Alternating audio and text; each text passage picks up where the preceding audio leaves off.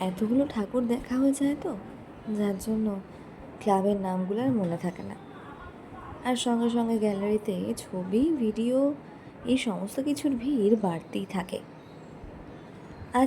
এখন আমরা দেখে নিচ্ছি হাতিবাগান বা শ্যামবাজার এরিয়ার নবীন পল্লীর ঠাকুর। এটা প্রত্যেকবারই দেখতে যাই, বেশ একটা অন্যরকম একটা নতুনত্বের ছোঁয়া থাকে সবসময়।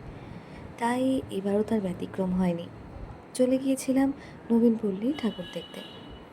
আর এর পাশেই রয়েছে শিকদার বাগানের ঠাকুর।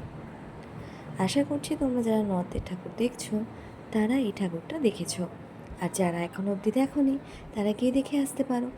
আর যাদের সময় হয়নি তাদেরকে আমি আমার ভিডিওর মাধ্যমেই দেখিয়ে দিলাম।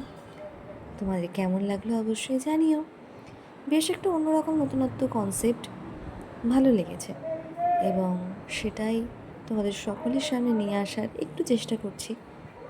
আশা করছি তোমাদেরও ভালো লাগবে।